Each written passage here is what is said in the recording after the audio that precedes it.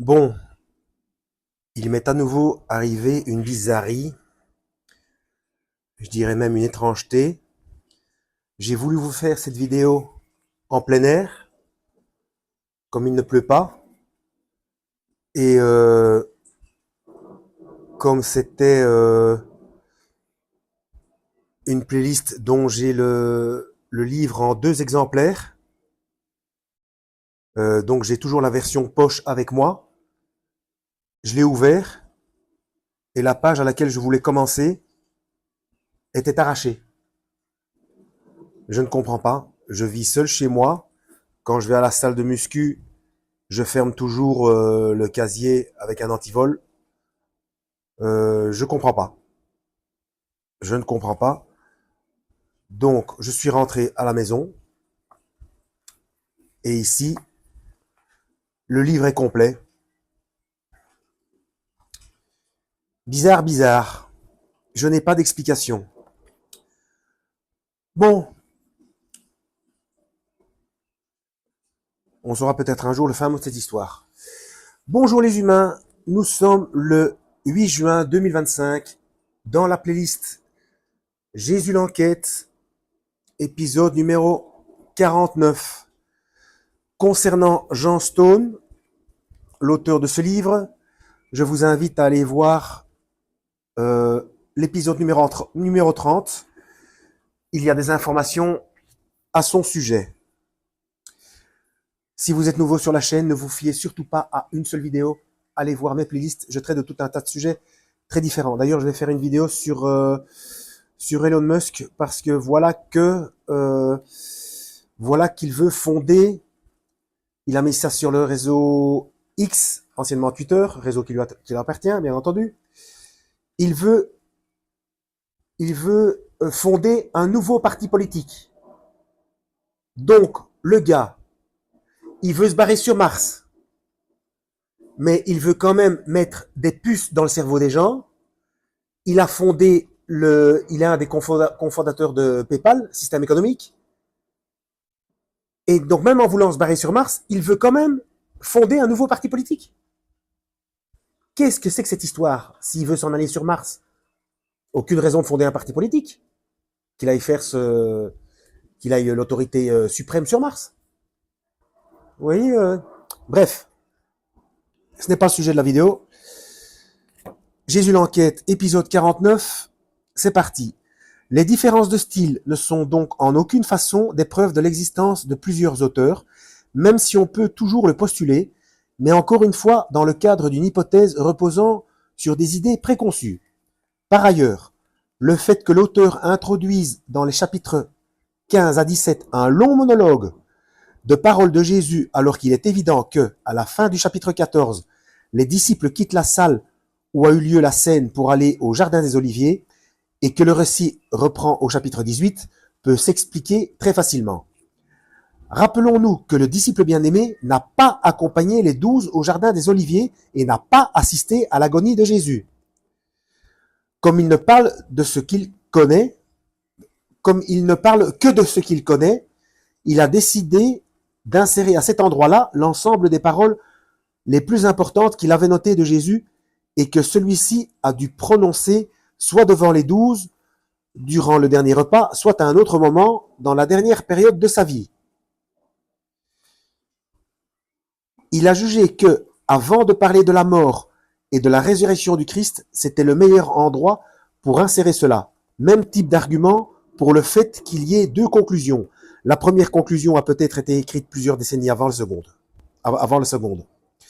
Un certain nombre d'auteurs nous confirment que les communautés johanniques ne s'intégraient pas parfaitement dans les communautés provenant des 12 et de Paul, ce qui a pu susciter cette deuxième conclusion qui affirme l'indépendance de la tradition de Jean, le disciple bien-aimé, par rapport à celle des 12. Ah tiens, par contre, c'est ici que la page a été arrachée dans l'autre livre. Je suis curieux de voir ce que ça va donner. Mais je vais d'abord vous montrer les annotations. Donc petit 1. Ah non, ça va, je peux le lire. Ce n'est pas une adresse internet. Donc petit 1, voir Joseph A. Grassi, The Secret Identity of the Beloved Disciple, page 24 à 27. Alors voici ce qui a été arraché dans mon livre de poche. Sous-chapitre suivant, un très fin connaisseur de la liturgie juive et de Jérusalem. Pour des experts du judaïsme du 1er siècle, comme Jacqueline Génaud-Bismuth ou Martin Engel, donc pour Bismuth, voir son livre Un homme nommé Salut, Genèse d'une hérésie à Jérusalem, page 210 à 284, et pour Martin Engel, voir Martin Engel, donc Engel, H-E-N-G-E-L, hein. The Johannine Question, SCM, Presse, 1990 ou 90, page 110 à 112. L'évangile de Jean fourmille de références aux traditions et à la liturgie juive du 1er siècle, celle d'avant la destruction du temple de Jérusalem en 70 par les Romains, en 70, ce qui montre qu'il ne peut avoir été écrit que par un témoin direct de cette époque et non par un quelconque disciple, entre guillemets, hellénisant, donc quelqu'un qui apporte des traditions grecques, d'un disciple de Jésus vivant quelque part en Asie mineure. En Jean, chapitre 6, verset 32, Jésus nous dit, en vérité, je vous le dis, Moïse ne vous a pas donné le pain du ciel, mais mon Père vous donne le vrai pain du ciel. Allant encore plus loin, en Jean, chapitre 6, verset 35, je suis le pain de vie. Celui qui vient à moi n'aura jamais faim. Cela apparaît comme une sorte de sermon probablement prononcé dans la synagogue de Capharnaüm. Or, le calendrier liturgique juif de cette époque impliquait que l'on lisait dans l'un des sabbats qui précédaient Pâques les chapitres 15 et 16 de l'Exode qui parlent justement de la manne, c'est-à-dire le pain, entre guillemets, descendu du ciel. Or, l'auteur nous précise en chapitre 6, verset 4, que la Pâque était proche. Voir dans Jacqueline Génaud-Bismuth, un homme nommé Salut, Genèse d'une hérésie à Jérusalem, page 227. Plus fort encore, Jésus, en Jean, chapitre 7, page versets 37 et 38, nous dit ces phrases dont le sens ne peut être compris par un étranger à la liturgie juive. Le dernier jour, le grand jour de la fête, Jésus, se tenant debout, s'écria, « Si quelqu'un a soif, qu'il vienne à moi et qu'il boive. Celui qui croit en moi, des fleuves d'eau vie couleront de son sein, comme le dit l'Écriture. » Nous sommes le dernier jour de la fête de Sukkot. Or, la veille, on lisait, toujours selon le calendrier liturgique de l'époque, Ésaïe, chapitre 12, verset 3, « Vous puiserez de l'eau avec joie aux sources du salut. » Et ça, la référence est dans le même livre apparemment de Jacqueline Génaud-Bismuth, page 259 à 260. Chaque fois que Jésus commente des passages de la liturgie, l'auteur de l'évangile nous donne le moment exact et cohérent où ces passages étaient lus à l'époque. Nulle invention ou réécriture a posteriori de l'histoire ne peut se trouver là. Une foule d'autres détails confirment le caractère direct du témoignage, comme cette fameuse piscine à 5 portiques, la piscine de Bethesda, mentionnée en Jean chapitre 5, verset 2. Comment une piscine rectangulaire pourrait-elle avoir 5 portiques? Une piscine normale a 4 portiques. On s'est posé pendant presque 2000 ans des questions sur ce fameux 5e portique, jusqu'à ce que des fouilles réalisées à la fin du 19e siècle nous montrent que cette piscine possédait bel et bien un 5e portique qui passait au-dessus de la piscine et des portiques latéraux. Ça, c'est dans un lien informatique, donc je vais essayer de vous le montrer,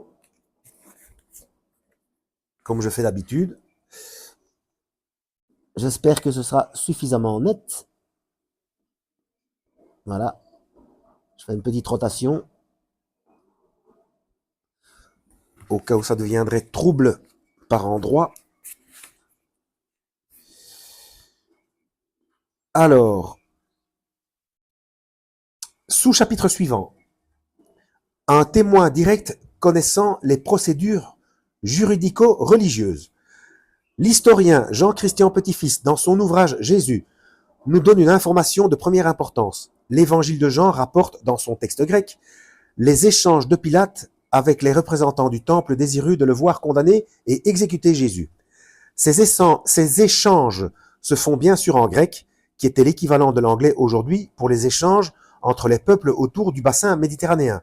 Ben ça, vous voyez, j'avais pas tort, hein, je vous avais expliqué ça dans des vidéos précédentes. Hein.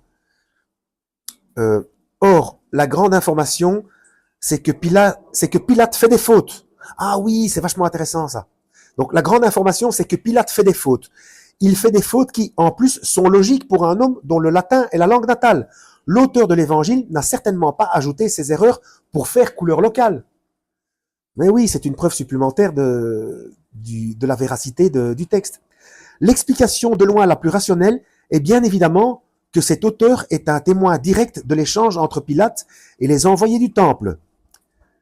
Entre parenthèses, il décrit d'ailleurs le fameux ballet d'entrée-sortie auquel Pilate doit se livrer, car le jour précédant la célébration de Pâques, les représentants du temple ne peuvent pas entrer chez un impie comme lui, faute d'être impur pour la célébration. Donc oui, il avait ses entrées au temple. Donc ça peut pas être le fils de Zébédée. Ce détail est l'un des plus importants pour nous confirmer que l'auteur du 4e évangile est bien un témoin direct de toute une série de faits qu'il raconte. Voici le raisonnement en entier tel que le présente Jean-Christian Petit-Fils. Pilate prononce 2 phrases. Quelle accusation portez-vous contre cet homme? En grec, je vais essayer en grec. Hein. Mais comme ça, ceux qui connaissent le grec pourront vérifier. Tina categorian ferete kata tu anthropou tutu. Et ce qui est écrit. O gegrapha. J'espère que c'est pas trop mauvais. Elles ont été prononcées en grec, qui était, dans les provinces périphériques de l'Empire, la langue administrative. Par contre, s'il fallait rouler les R ou pas, je ne sais pas. Hein. Je suppose que oui. Cependant, le grec de Pilate est un mauvais grec, et ces 2 phrases sont frappées de tournures non pas hébraïques ou araméennes, mais latines. Seul Pilate a pu les prononcer telles quelles et commettre ces incorrections, bénignes certes, mais révélatrices. Vous voyez, si on connaissait les langues d'origine et qu'on avait accès aux textes originaux, ce sont des choses qui frapperaient directement aux yeux et mettraient à bas tout un tas de débats inutiles sur les Écritures. Hein. Le latin n'utilise qu'un mot pour l'interrogatif. Quam. Donc, quam accusationem affertis adversum hominem unc. Quelle accusation portez-vous contre cet homme? Le grec, en revanche, se sert du mot tina lorsque la question porte sur l'identité d'une personne et poia lorsqu'elle vise l'espèce du délit. Quelle espèce d'accusation portez-vous? A-t-il tué? A-t-il volé? Pilate commet une première faute en utilisant tina. Plus significative est l'erreur sur le verbe. Le latin porte de porter une accusation. Le grec dit faire une accusation. Verbe poiein. Poiein, c'est ça. P-O-I-E-I-N. Bref, 2 latinismes polluent la première phrase. Le préfet romain aurait dû donc dire ceci. Poian categorian poieiste kata tu anthropou tutu, au lieu de tina categorian ferete kata tu anthropou tutu. Dans la seconde phrase, pour exprimer l'action passée et son résultat, le latin n'utilise qu'un seul temps, le parfait scripsi. Ce que j'ai écrit, je l'ai bien écrit. Or, le grec, distinguant les 2 aspects, met le premier verbe à l'aoriste et le second au parfait. Si le mauvais élève Pilate avait pensé en grec, il aurait dû dire a egrapsa gegrapha et non o gegrapha. Ça se trouve dans Jean-Christian Petit-Fils, Jésus, page 531. Mais il y a encore un autre élément. Le milieu de l'évangile de Jean, entre les chapitres 5 et 11, est plein de récits de confrontations houleuses entre Jésus et les Juifs, entre guillemets, ou les pharisiens, entre guillemets. On y parle également deux ou trois fois du Sanhédrin. Tout cela donne une impression extrêmement confuse à un lecteur qui lit ce texte des centaines ou des milliers d'années après qu'il eût été composé. Mais si on reprend encore une fois l'œuvre de Jacqueline Génaud-Bismuth, tout s'éclure. Mais non, tout s'éclure. Oui, c'est clair. Tout s'éclaire de façon incroyable. Les ennuis, entre guillemets, de Jésus commencent en Jean, chapitre 5, verset 8. En effet, Jésus guérit un paralytique et lui dit « Lève-toi, prends ton lit et marche ». Oh, le pauvre, il vient à peine de savoir marcher, il doit porter un lit. Excusez-moi, ça m'a échappé. Or, on nous précise en Jean, chapitre 5, verset 10, que c'était le jour du sabbat. Le paralytique guéri par Jésus est donc arrêté en train de porter ce lit, toujours en Jean, chapitre 5, verset 10, mais il se défausse sur Jésus en disant que c'est Jésus l'auteur du miracle qui lui a donné cet ordre. Donc le paralytique, il sait à peine marcher, il doit porter son lit, et on l'arrête en cours de route, il doit rester debout avec son lit sous le bras. Qu'est-ce que c'est quoi ces histoires d'embêter les gens comme ça? Oh, bon, bref. Jacqueline Génaud-Bismuth nous explique que le terme « les Juifs », entre guillemets, ici désigne très, très clairement une commission du Sanhédrin. En effet, le Sanhédrin a, entre autres, pour fonction d'évaluer... Pourquoi je rajoute des lettres comme ça partout? Pour fonction d'évaluer l'importance de toutes les violations du sabbat. Une violation avec préméditation implique une lapidation, tandis qu'une violation involontaire débouche sur de simples remontrances. Voilà. Plus d'un quart d'heure, on va s'arrêter là. Je mets mon marque-page. Donc là, je crois que je vais partir de chez moi. Je vais prendre comme d'habitude, la version poche avec moi. Normalement, il n'y a pas d'autres pages arrachées.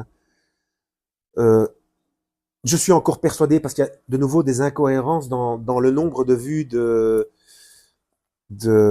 mes vidéos, parce que j'avais fait une vidéo sur le suicide des enfants, il n'y a même pas 50 vues. C'est vachement bizarre. Donc, j'incrimine bien entendu les malversations informatiques et les ingérences des propriétaires des technologies, bien entendu. C'est louche tout ça, c'est louche.